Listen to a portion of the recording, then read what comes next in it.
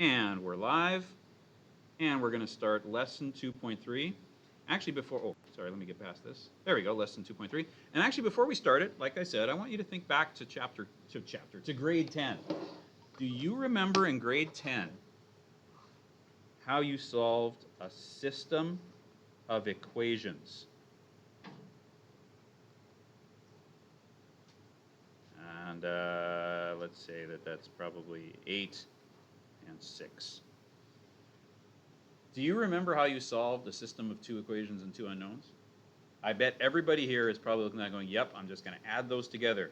And if I add those 2 equations together, I get 4x is equal to 14. So x is equal to 14 over 4. So x is equal to 7 halves, or 3.5.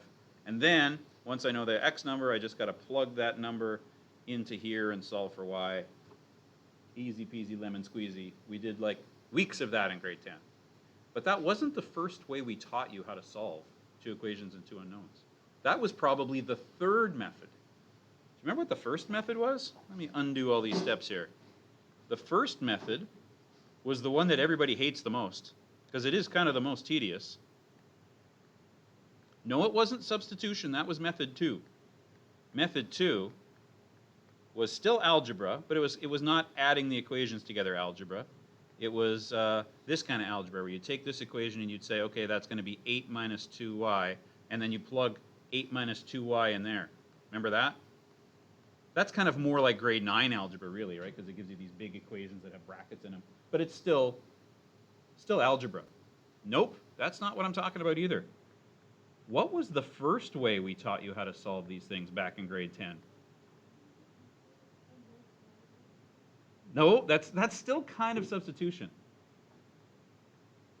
What's that? Elimination is the first way I did it, where I add the equations together. Nobody ever remembers the first way. We taught you to graph them. Oh, and I just saw people's eyes narrow. Ugh. Yeah, that's the tedious way, right? Let's see, what would that first thing be? Let's see, we need to graph this thing. I'll make a table of values. You don't have to write this down. This is just me playing with grade 10 stuff. So 0, when x is 0, y is 4. When y is 0, x is 8. So 0 over and 4 up, 1, 2, 3, 4. There's one spot. And then 1, 2, 3, 4, 5, 6, 7, 8. So there's the first line. There's the first line. The second line, let's make a table of values. When x is 0, negative 2 equals 6, so y is negative 3. And when y is 0, x is 2. So 0 over 3 down, 1, 2, 3. And 2 over, none up. And there you go. Quick, what are those coordinates? Tell me those coordinates, and that's the solution for x and y. Remember that? That was the first way we taught you how to solve them. And as soon as you learned the algebra, as soon as you learned elimination or substitution, nobody ever wanted to do this again, because it's I mean, look at this. Clearly I'm not using graph paper, but still, you got to be able to read this exactly. What if it's a decimal? Good luck. But here's the interesting thing. Don't give up on this method when it comes to things far more complicated than linear. In fact, eventually, if you do math long enough, you'll get to the point where you'll be trying to solve equations that you can't solve with algebra. Literally, algebra only has so many tricks in the bag, and equations can get so complicated that algebra just can't be used to solve it. And graphing will be sitting there waiting, saying, I knew you'd come back to me someday. And there you'll go, come crawling back to graphing, saying, please solve this for me, and it will. And that process, actually, we're going to start today. We're going to see that there's both an algebraic and a graphic way to solve equations that have radicals in them. The algebraic way is actually pretty easy. And again, you did some of this in grade 11. This is a little bit of grade 11 review. What step would I use to solve this equation? Well, my goal is, of course, to isolate the x, right? So I'm going to have to get it out of that square root. So I have to undo square root. How do you undo square root? You square. So I'm going to square both sides of the equation. Oops, that's a strange square. Sorry. I was thinking about the 3 I had to write next. And of course, when you square a square root, that just eliminates that particular operation. And then 3 squared is 9, so x is 9 minus 4, x is 5. We can, however, graph this as well. Think of this, if I graph this, it's a square root. It's h and it's k, right? Its h is 4, its k is negative 3. So there's my point of, negative 4 comma 3. Or sorry, let me say that again. H is negative 4 and k is negative 3. There we go. They're both negative. So there we go. And then, of course, it goes over 1, 1, and then it goes over 1, 2, 3, 4, 2, and then 5, 6, 7, 8, 9, 3, and boom, there it is. That's the solution, right? When y is equal to 0, x is equal to 5. And that's actually the same equation that we just solved. Now, I know you're thinking, but the equation I solved looked like this. It looked like square root of x plus 4 is equal to 3. Yeah, guess what I did to it? I moved the 3 to the other side of the equation where it became this minus. So when y was 0, x equals 5 is the solution. Here it is in words. Graphically, the solution is the 0 of the function, since taking the original equation and setting it to 0 is how we found the above function in the first place. So in other words, let y equal this side and let y equal that side, and where the two y's are the same, the x value is the answer. And you're probably thinking, boy, that's a lot of work to graph that when it's a fairly easy equation to solve algebraically. But again, the equations won't stay that easy this long. For example, and it does say, oh, I should read this note too. Note the zeros, roots, x-intercepts of a function all represent the same thing, right? The place where the function crosses the x-axis, and that's the solutions to the equation. But we can actually do this a little more complicated questions will work this way too. For example, look at this one. The square root of x plus 5 equals x minus 1. All right, let's solve this one algebraically. Again, the first step is the same. I square both sides of the equation. Come on, pen. I square both sides. So I'm squaring this, and I'm squaring that. Well, the left's easy. You square a square root, and you get that. But the right side isn't quite so pretty, because, do you remember this from grade 11? What happens when you square a binomial? You have to FOIL it. And if you're not sure how I went from this thing to this thing, you need to maybe scale back and do a little bit of grade 10, 11 review. That should be a basic skill for you here in grade 12. So now, this is not linear, right? This is a quadratic. What's the algebra steps for solving a quadratic? Back when I was solving a linear, where were you, linear? There you were. I left the x on one side and I moved all the constants to the other side. That's how you solve algebraically for a linear. For a quadratic, you move everything to one side and you leave 0 on the other. So since x squared is already over there, I'll move everything to this side. So x squared, and then minus 2x, but I minus this x, so it's minus 3x. And then I'm minus 5. Now what do I do?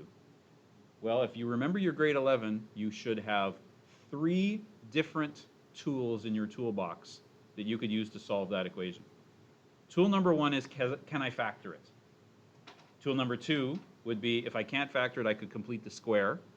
And tool number 3 is, of course, the quadratic formula.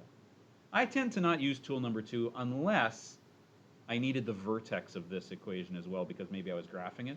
Then tool number 2 is a great tool. Completing the square both gives you the vertex, keep going with the y being 0, and you get the x-intercepts or the solution as well.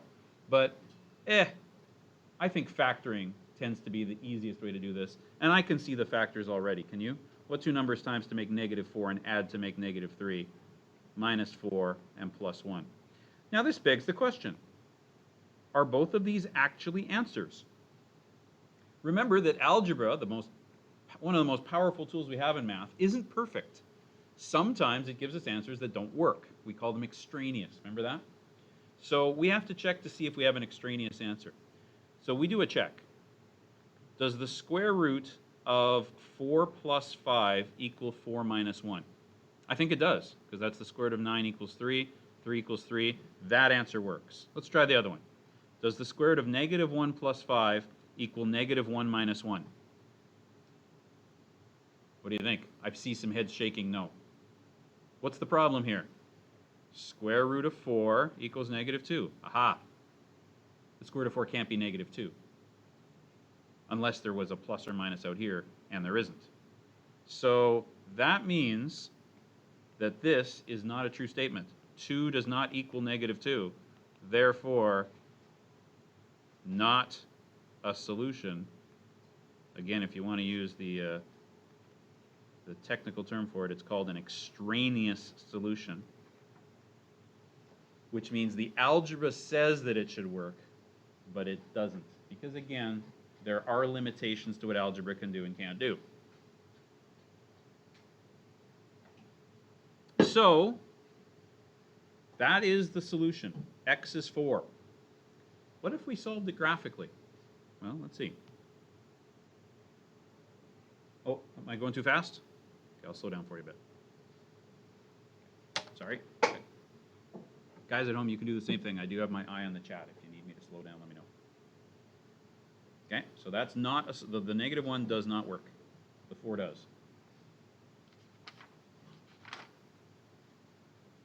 All right, what would it look like if we tried solving this graphically? We'd literally graph the left and right sides as equations. So, can I move now? We good?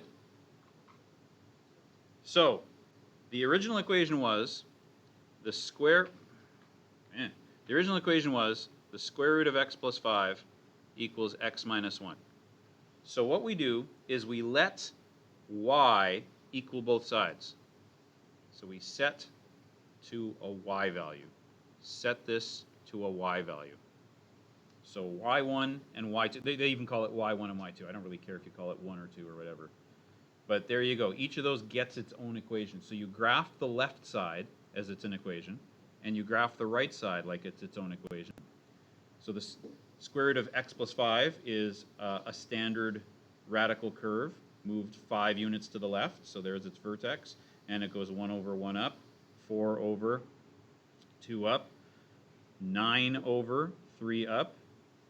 And then, of course, graphing this thing, remember that when you graph straight lines, you graph them using the good old y equals mx plus b that you learned in grades 9 and 10. So it has a slope of 1 and a y-intercept of negative 1.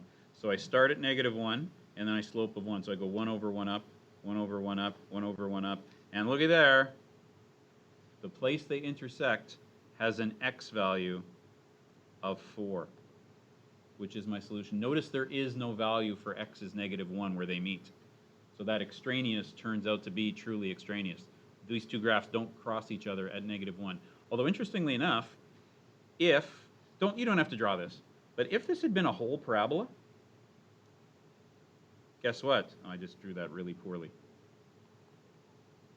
If this had been a whole parabola instead of a half a parabola, they would have met at negative 1. So the algebra kind of knows that, but it can't tell you in person that there's an answer that sort of exists but doesn't. It exists if you can square root negatives. And in some branches of math you can. Of course, you've probably all heard of complex or imaginary numbers, right? So we'd call that a non-real solution to the equation. But we don't have to worry about those here in grade 12. We want the real answers, and that's the real answer. Usually it's around this time when somebody says, oh, don't you have to find the y-coordinate of this point too? And the answer is no. We did that back in grade 10 when we solved linear ones because we were solving equations that had an x and a y in them. But please notice that my original equation didn't have a y in it. I kind of invented those y's just so I could graph them. I want to solve for x. I really could care less what y is. So that's it. My solution is x equals 4, which is the same solution I got back when I did the algebra. And that's pretty much all there is to chapter 2.3. Oh, but of course it does get harder. Let's try this guy algebraically. So we're going to start with the same way we did the last couple. We're going to square both sides of the equation. On the left, it just cancels my square root radical. And on the right, it creates a trinomial. I think for step 2, I'm going to move everything to the left side of the equation.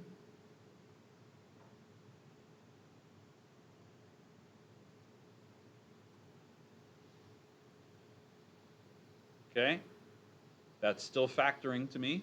I want to solve for x, so I'm going to factor. Remember, the first type of factoring you always try is what's the greatest common factor, right? Always look for the greatest common factor first, and in this case it's x. And that's still easy to solve, right? There's still 2 answers here. X could be 0, x could be 2, right? Because remember, you think about this as a number times a number is 0. So you have to try both numbers. There is people who might go, oh, I didn't have that x because back at this step here, hang on, oops, I made the 2 go away. Back at this step here, back here, back at this step here.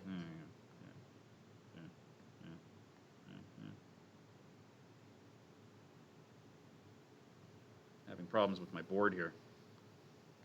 There we go. Let's try that again. Back at this step here, I decided, oh, I'll divide both sides of the equation by x. That's not a bad way to simplify if you're looking to simplify out factors, but it's not a good way to solve because x equals 0 is one of my algebraic solutions, and you'd lose it. Remember, logically speaking, you can't divide by 0 in math. So technically, you've kind of made a math violation by dividing both sides of the equation by x. Sometimes you can do that, but in this case, it costs you answers. So think factoring. Factoring is the way to do these questions. It's like I'm like bringing you into my cult. Factoring is the way. Praise be to factoring.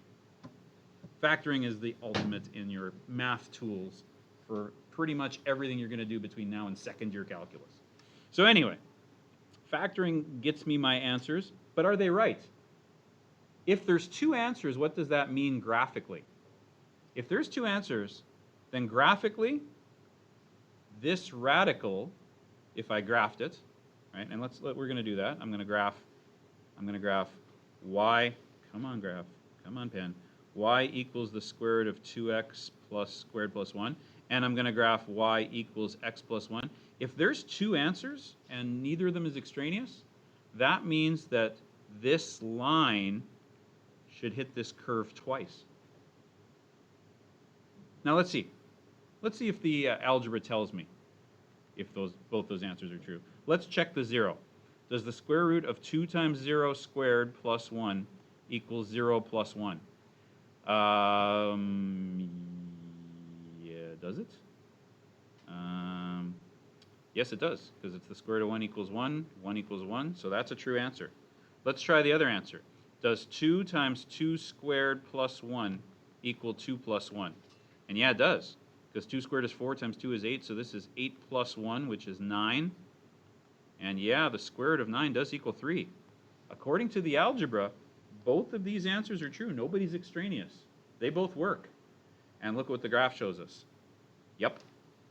They meet when x equals 0, and they meet when x equals 2, just like the algebra said they would. Cool. We got a your turn. So, I'm going to tell you, though, that let's make our lives easier here. We could do this one the same way the first example happened and actually just graph this thing and find out where it crosses the y-axis. But how about we take a second and do it like this? I would do this. It isn't really changing the equation any, and it allows me to graph a little easier because I have less transformations to do to my radical. Find out where the graph of y is the square root of x plus 5 crosses the line y equals 3, and you should have yourself your graphing answer. Okay? So that's what I would do to this to graph it. Algebraically, of course, you are just, again, you know what, I'm still going to do that. I'm going to start by moving this 3 to the other side of the equation, and then square both sides. You really have to isolate the radical before you square both sides. So for the algebra, I'm going to maybe put that in words. Isolate the radical, then square both sides. Okay, so you can try that one. And for the B one, Okay, well, again, the algebra, the radical's already isolated, so I can just go ahead and square both sides.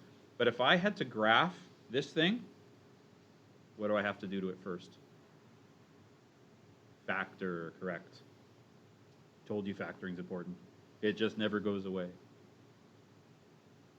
Okay, so I'm going to maybe pause the video. You guys at home who might be watching this on video can pause it and give it a try. And then we'll come back once we have an answer. Okay, we're good. We're back. Hopefully you gave those a try.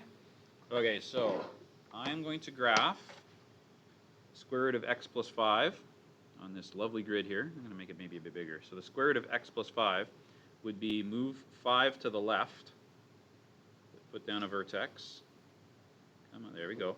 And then 1, 1, 4, 2, 5, 6, 7, 8, 9, 1, 2, 3, 10, 11, 12, 13, 14, 15, 16, 4, just in case I need it, is up there.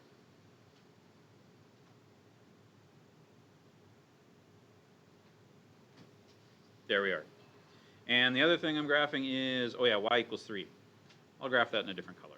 I'll use purple. Y equals 3. 1, 2, 3. That's a horizontal line. Going through here. And it looks to me like we have exactly hit this point here. My answer is x equals 4. Let's see if that's what the algebra gives us. There we go. So I'm going to square both sides. And yep, x equals 4. That looks like, I think we did this one already. Okay, next, this one was more of a challenge.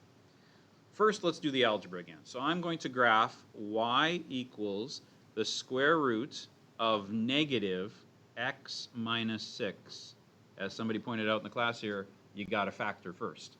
And I'm going to graph y equals negative x plus 4. Again, it always makes the most sense to me to graph it this way. I'll graph this one in purple. So let's see. We are taking 0, 0 as the start. Okay, let me make this bigger. So we're taking 0, 0 as a starting point. And then we are moving 6 units to the left. Sorry, 6 units to right, but we're reflecting in the y-axis. So that's actually 6 units to the left. So there's my new, so let's see, hold on. So 6 units to the left is right there. Hang on a sec. What am I doing? Okay, so, yeah, take 0, 0 and move it to the, okay, 0, 0, actually 0, 0 doesn't really move. Well, yeah, 0, 0 does move. It moves 6 units to the left, so. Well, but there's an, oh yeah, sorry, 6 units to the right. That's what I'm saying, sorry. Yeah, I forgot, you're right. Okay, and then 1, 1 reflects in the y-axis and then moves 6 units to the right. So now it's here. And then the point 4, 2, which is right there, I'm just kind of hovering my pen over 4, 2, reflects in the y-axis. So now it's negative 4, 2, and then moves 6 units to the right. So there. And then I think I'll do one more. The point 9, 3, which I'm hovering my pen over right there. Here, I'll just put a little dot just so you can just see it, sort of see it. That reflects in the y-axis, and then it moves over 6 places. So 1, 2, 3, 4, 5, 6. There we go. So there's my dots. Let me erase those extra dots that I used just to count. And there's my graph.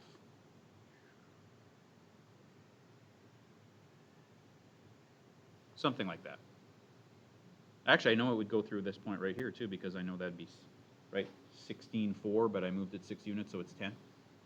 And, okay, now the other one. Let's graph the straight line. I'll do that one in blue. So 4 is my y-intercept, and then I go down 1 over 1, down 1 over 1, ding, ding, ding, ding, ding. We have our winner. We can stop drawing. I think that the x answer here looks like it's 2. Let's see if that's what the algebra says. Step 1, square both sides. And if you can't square a binomial that quickly, you need practice. Step 2, move everything to one side.